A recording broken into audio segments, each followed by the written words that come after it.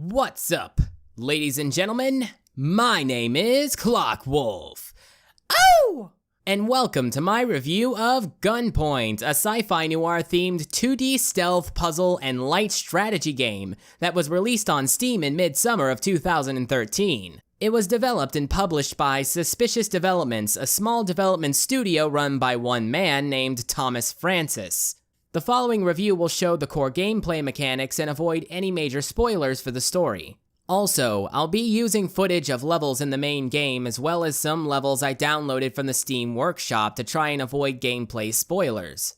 Be aware that there is a free demo of this game available on Steam that lets you play through the first 5 levels. With all of that out of the way, let's get this started.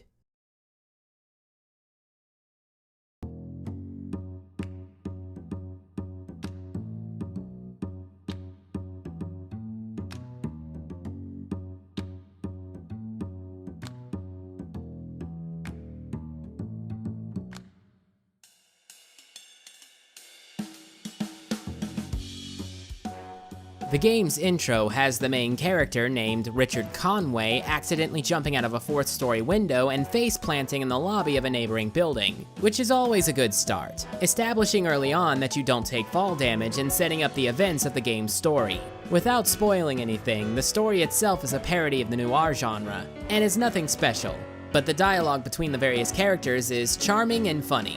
The player will have the option to take the story seriously, joke their way through it, or they could just skip the story entirely. Having the option to do this is good for people who just want to solve puzzles, but given this game's already short length, players who skip the story will likely feel as though the game was way too short. I should also mention that the game has no voice acting and is told in these text windows, which is to be expected from a game that was made with an impressively small budget of about $30. So says the developer anyway. The first 5 levels function as a tutorial to help you get used to the game's basic mechanics, and in traditional puzzle game fashion, you'll continue to be introduced to new mechanics and obstacles as you play. Gunpoint will consist of asking the player to break into a location, reach an objective, and leave the level. This is the case for all 20 levels. They'll be traversing the levels by utilizing stairs, elevators, large jumps, and climbing mechanics to scale the buildings. Taking a gamey approach to the jumping, the player can jump to rather ludicrous heights, even being able to make their character disappear from the screen for a few seconds. You can aim your jump and track where you're going to land using the aiming arch that appears when you hold down the jump button. By using this, you have a lot of control over where you're going to land when you jump, but the trade-off is that you have to take the time to aim your jump if you want to get from A to B because it's not as simple as pressing a button. Also, players can't control their jump in mid-air, which is a platformer's way of allowing a player the chance to fix any mistakes they made mid-jump. This means it doesn't matter how high or how far the jump is, once the player releases the jump button, they've made a commitment to that jump. Even if they realize they made a mistake mid-jump, they're going to land right where they were aiming and there's nothing they can do to stop it. In Gunpoint, an average level can require a lot of planning, and one mistake can cost you everything. So asking players to repeat all the same steps they made after making one mistake or getting the timing of one of their movements wrong would be frustrating. Thankfully, there's a generous autosave system that allows the player to go back a few seconds and correct their mistakes as a way to avoid repetition. The levels aren't that long, as most can be finished within about 5 minutes or so, and it would have been easy just to give the players one option of a hard restart. But by having this autosave system, it allows the players to experiment with their movement and have failure feel very punishing. But the penalty of repeat repetition isn't so high that it outright discourages experimentation. You'll likely use jumping to reach places you want to go quickly and precisely because your character only has one movement speed on foot. But you'll need to be mindful of where you're going to land. This is especially true inside buildings where jumping would be used to get to the ceiling to hide outside of a guard's line of sight or to get to a door quickly, whereas jumping outside would mostly be used for leaving the level or climbing the side of a building. The only exception is when you jump through a glass window, but that requires the jump to have some momentum, whereas most levels will have you breaking into buildings that are multiple stories tall, and while you can jump very high, it's hard to get any forward momentum while jumping straight up. So unless it's a skylight that just requires you to fall straight down, or unless the window is on the 3rd floor, which towards the end of the game it very rarely will be, you'll mostly be jumping out of windows from inside the buildings as a quick exit rather than vice versa.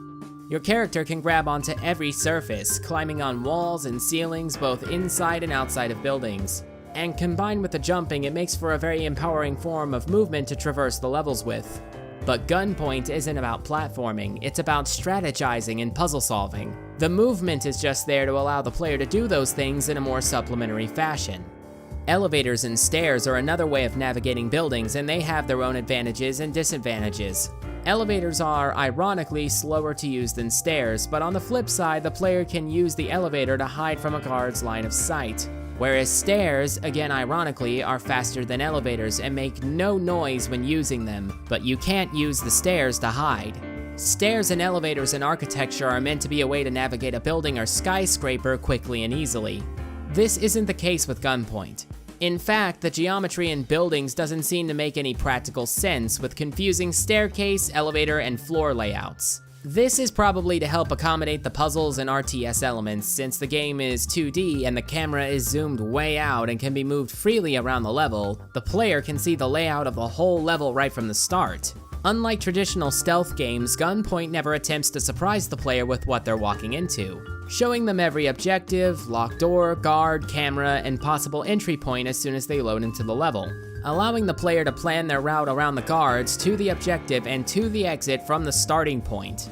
By doing this, Gunpoint is allowing more proactive decision-making from the player, whereas traditional stealth games like Splinter Cell, Metal Gear Solid, and Deus Ex rely on more reactive decision-making. This is emphasized by the fact that guards can kill the player character very quickly, as a way of discouraging direct combat or any form of rashness. Asking players to take a proactive approach to a more simplified architectural layout would likely severely limit the amount of creative choices the player can make with the puzzles. It's like Portal. The layout of the ASEC makes no practical sense, and the puzzles are all the better for it. In Gunpoint, you'll be getting the crosslink hacking tool instead of the portal gun, and you'll be solving puzzles that are operated using switch logic. For example, allowing the player to rig up a light switch on one floor to open an electronically locked door on another. A more complex example would be allowing the player to flip a light switch that opens a door, that turns out the lights, that closes another door, that disables a security camera, and so on. You can even see the signals coming off of each link in the chain represented by the light moving along the chain from one link to the next. Because they're all chained together, they can be activated simultaneously through one action. But you can't always just connect one thing to anything else. Some of the switches will be color-coded independent circuits, so you won't be able to connect a red switch to a green one or a blue switch to a yellow one, and etc. Sometimes those circuits will be closed circuits, so you'll need to go into the building manually to turn on the switch boxes for those circuits. These puzzles can be elaborate as hell if the player chooses to make them so, but the rule set is simplistic enough that it's easy enough to retrace your steps back to square one if you get lost. Hacking in this game can be used passively and/or aggressively, as it's one of the player's key tools for sneaking around the guards and reaching the objective. Almost everything the player can hack can affect the guards in some way. The list of things to hack consists of regular doors, blast doors, hatches in the floor, door palm print scanners, lights, light switches, metal detectors, sound detectors, wall sockets, elevator doors, alarms, security cameras, and the handguns the guards use. That's only if you unlock all the gadgets in the game's store that involve hacking, which to be fair is most of them. Everything I just listed out can be interacted with by the guards, with the only exception, ironically, being security cameras, which function more like motion detectors that only work on your character. The player has plenty of options for incapacitating, killing, or just going around the guards by turning hackable objects into a series of intricate electronic traps. You can open doors in guards' faces and knock them out, which is a never-ending source of entertainment. Use wall sockets to taser them, hack one of their guns and make one guard shoot the other, open floor hatches underneath them, and etc. Turning out the lights will make it harder for the guards to see your character if you're in the room with them. And the first thing they'll do is go to the nearest light switch and turn them back on. If you turn off the lights and disconnect the switch, the guards won't be able to turn the lights on, and you'll be able to slip past them easier as they won't be able to see in the dark. There are 3 ways to tell whether or not the guards are looking in your direction. One is by using the crosslink to see the vision cones on the guards. But since you can't move your character while using the crosslink, and the vision cone only goes out so far, it's useless unless the guard is standing still. The second way is your mouse pointer turning red when it's in a guard's line of sight. The third and best way is the most practical one, which is look and see if they're facing in your character's direction. Guards can't see above or behind themselves, or past each other, so the best way to get around a patrolling guard is to memorize their patrol pattern and wait for an opening. The guards will also respond to soft noises they hear on the floor, such as an elevator arriving, by turning to face the source of the sound. Loud sounds, such as breaking glass or an alarm going off, cause guards to run to the source of the sound before resuming their normal patrol. If they spot you, they'll chase after you, and once a guard loses sight of you, they immediately go back to their patrol and act like they never saw you. They won't even react if they walk past another guard's dead or unconscious body while on patrol. The AI for the guards is basic. Stuff like sentries acknowledging changes and disturbances in the environment have been in stealth games since the birth of the genre, and the guards only have 4 basic actions: stand guard, patrol, investigate, attack. The closest the game comes to mixing it up is when it throws in 2 different types of guards. The professional guards in black suits have night vision so they can see in the dark, and the enforcers in armor are immune to being pounced on and can't be knocked out by getting hit in the face with doors. That's a good thing, by the way, because those 2 actions are the most easily exploitable ways of dealing with the guards. The AI is serviceable for a game like this, but doesn't do anything spectacular, and it doesn't seem as though it really needed to. The developer said he got his inspiration for Gunpoint from the Deus Ex series. Remember the gadgets, stealthy wall takedowns, and building infiltration of those games? Imagine that in a 2D game setting with a greater emphasis on the hacking minigame from Mankind Divided, and you have Gunpoint. At least that's the idea anyway. Deus Ex was notable for its time for having a number of solutions to the situations it placed the player in. You could utilize the route that involves sneaking, hacking, or fighting. Albeit the Deus Ex elements seem to be slimmed down to a more modular design to match the simplicity of what this game seems to be going for.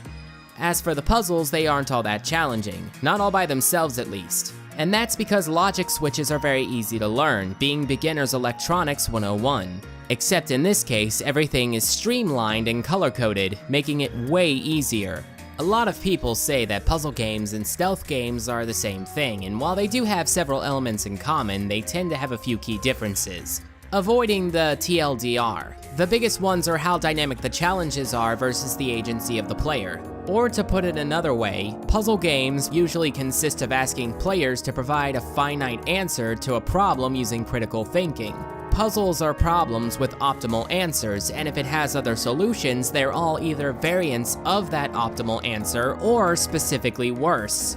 Whereas stealth games will usually consist of asking players to use lateral or creative thinking because they're fighting against an AI and not just static pieces of the level. Your solution to the problem is an expression of your creativity rather than you being just right or wrong.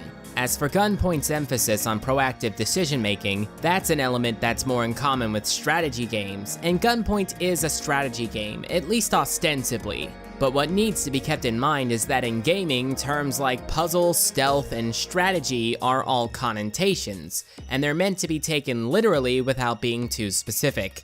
Where Gunpoint really shines is that it allows players to take a proactive approach to problems by letting them switch between stealth and puzzles in real time. Here's a visual example. Looking at the screen right now, what's one of the first things you notice? My guess is either the player character or the guards on patrol. Now looking at the same screen with the crosslink enabled, what is the first thing you notice? My guess is the hacking puzzle pieces and the crosslink chains were the first thing your eyes were drawn to.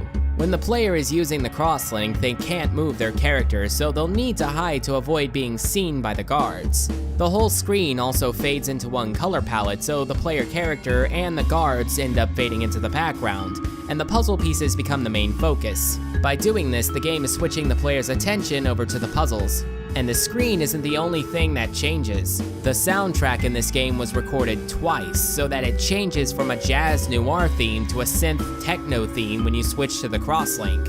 This song playing right now is called Dig, and it has a saxophone solo about halfway through the track.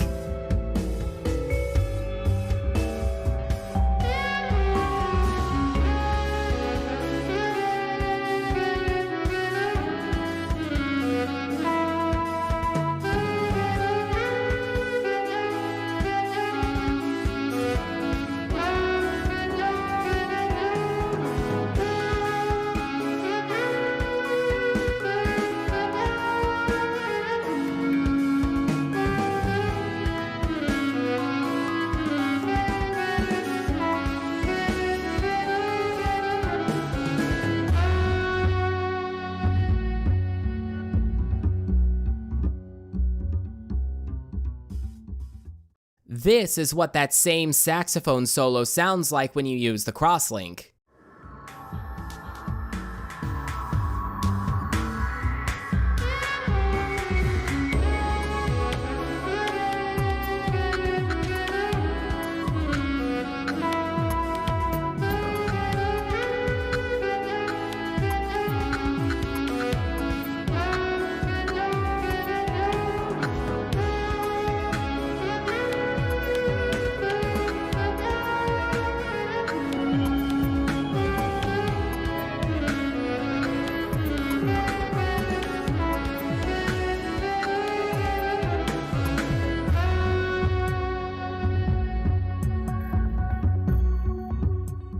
By doing this and combining it with the crosslink screen, Gunpoint is giving the player a definite visual and audio indicator on what they should be focusing on.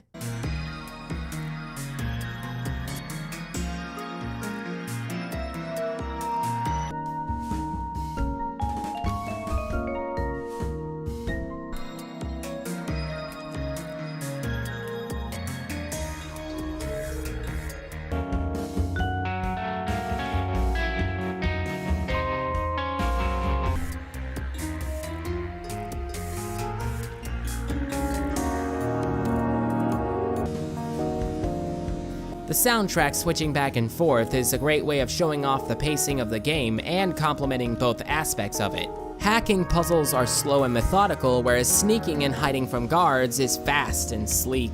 Both require planning and timing to execute properly. The stealth in Gunpoint isn't all that impressive by itself. Thanks to the basic AI, small levels, and the fact that the game is 2D, there's a general lack of open-endedness, since there's literally one less dimension for the player to work with. Because of this, the stealth elements are too small and simplistic to allow the player's creativity to flourish. The puzzles aren't all that impressive either. Even Tom Francis admits that his inspiration for the crosslink was from a childhood electronic toy he got from his dad. It's the way they contrast with each other, essentially becoming two sides of the same coin, that makes Gunpoint's concept unique. If the game was all just simplistic grade school hacking puzzles, it would lose all of its charm well before the end. Likewise, if the game was all just sneaking around guards and punching them in the face, player fatigue would set in much quicker. It's constantly switching back and forth between the two that lets the players appreciate them for what they really are. At the end of each level, you'll receive a letter grade, some money, and one upgrade point to use on some of your abilities. Your ranking will be based on client satisfaction, which is determined by a variety of things like the amount of people you kill, the amount of people you knock out, witnesses who see you, noise such as gunshots and jumping through glass windows, and how fast you finish the level. Some people seem to think that you need to be able to ghost the whole game for it to be a good stealth game, and I disagree with this. Because being stealthy and being non-lethal are not synonymous with each other. You can kill everyone and still be stealthy about it. If, however, you're someone who is a stealth perfectionist and need to finish all the levels in a stealth game without killing or knocking anybody out, I have some bad news for you. Some of the levels in Gunpoint are impossible to finish without knocking someone out, or breaking through a window and making a bit of noise. This is likely because the developer wanted the players to mix up their tactics, and not just stick to one playstyle the entire time, which I believe is fitting for a game like this. My first time playing, I got all A+ with the occasional A and B, so it's not hard to do an A+ on all the levels first try. The letter grading system may confuse most players because the way the game gives you an A+ is inconsistent. There were times that I got an A+ despite knocking out every single guard in the level and even killing one or two. And there was even a time that I got a B despite not getting seen by anybody. It turns out I took too long to finish the level and got a lesser grade as a result. The way the grading system seems to work is that it calculates what things the player prioritizes over others, as well as if there's any special requests from characters that you get assigned missions from. Some characters will ask you not to kill anyone, and some will ask you not to leave any eyewitnesses, expecting the players to adjust their priorities accordingly. This does, in my opinion, at least hurt the spirit of the game, because it essentially makes it so that there is an obvious best way to play through each level, the one where you get the best grade. Luckily, the special requests from clients aren't that restrictive and you can replay missions from the mission selection menu at any time, but it still goes against the whole play the levels the way you want thing that Gunpoint is going for. In addition, it also isn't fair to players who skip the story because they'll miss out on vital information they'll need to get the best score. You can spend money on new gadgets in the game's shop, and with the exception of the crosslink and the wirejack, none of the gadgets are mandatory to finish the game. The wirejack, prank spasm, and long shot are all just upgrades to the crosslink. The drop shot makes it so that landing after a jump won't make any noise and alert nearby guards. The hush cracker muffles the sound of breaking glass. Death fluke gives you the chance to dodge bullets, and batteries give you extra charges for some of your gadgets. The resolver is a 6-shot revolver that you can use to shoot and kill guards. But you only have 6 bullets, and if you use it, you have 30 seconds to escape the level before a sniper shows up to make things more difficult. The last gadget you'll buy is the Gatecrasher because it's the most expensive, and it's probably my least favorite because of how overpowered it is. It essentially allows your character to kick down doors and knock out anyone standing on the other side of them, and there's no limit on how many doors he can kick down. Unlike all the other upgrades, Gatecrasher takes away from the stealth and hacking in the game instead of adding to it. Most of the things that will be in the way of you and your objective will be guards and doors. This gadget lets you circumvent both those things. Sliding blast doors can't be kicked down, but you don't even see them until the last few missions. Which means when replaying any of the previous missions, I had to force myself not to use it. Because it's the quickest, easiest, and obvious best way to beat the level instead of hacking and sneaking. It wouldn't be as bad if it operated on a charge the same way some of the other gadgets did. But as is, it just serves to undermine the way this game is supposed to be played. This game doesn't need anything to make it feel shorter because you can already finish Gunpoint in about 3 to 5 hours. And that's if you sit through the story, get an A+ on every mission, and unlock every gadget. Also, depending on how good you are at the game, it can feel like it came to a sudden and abrupt end when it's over. The whole game consists of introducing you to its mechanics one at a time, and it does this throughout the course of the whole game. The last 3 levels or so is where this all accumulates, with all the best gadgets unlocked, most of your abilities upgraded, and most of the hackable objects in one place. The game throws every trick and obstacle it can into the last 3 levels, and when I played them it felt like the tutorial stage of the game had ended. And then 3 missions later, so did the rest of the experience. Gunpoint does have Steam Workshop support and a map editor, but this has its own problems, like the fact that some of the game's assets are missing from the map editor. So you need to mod the game's files in order to gain access to all the things that are in the main game. There are plenty of maps in the Steam Workshop for you to enjoy if you feel like you want more Gunpoint. Some of these maps are really impressive and challenging to beat, but the main game is still a lot of fun all by itself. And that is Gunpoint, an action puzzle game and stealth game that allows you to switch between the two in real time. It has a charming and funny story as well as an empowering and fluid movement system and a great soundtrack. I guess if I had to pick some things to put a negative on, it would be the Gatecrasher gadget, the inconsistent letter grading system, and the fact that the game may leave you with a feeling of wanting more, which isn't necessarily a bad thing. It's a small, short game that shows you a set of very basic mechanics that are arranged in very clever ways. And then it ends. I will say this though, when the game was over I was left with a sense of longing, and not for more levels. After I played a few levels on the Steam Workshop, I now realize it's because I didn't feel as though the game tested me enough. I want the things that are already in Gunpoint expanded upon.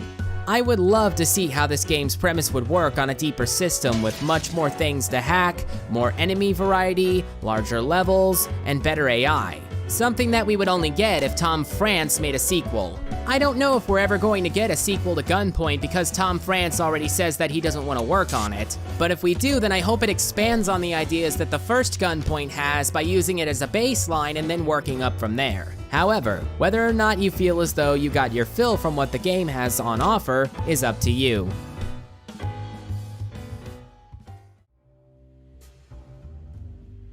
Hello, and welcome to the credits scene of the video. Thank you all so much for watching.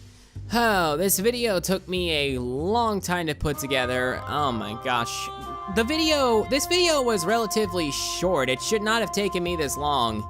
I guess I'm still trying to find out what I'm doing here and trying to figure out this whole YouTube reviewer thing.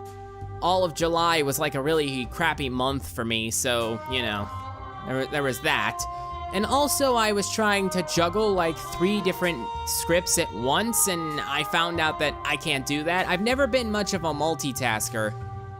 So yeah, if I end up doing reviews on YouTube, if I end up, you know, this becomes a review channel, then I'm not gonna be able to be one of those guys that just like reviews whatever new game comes out. I can only review things that are interesting to me.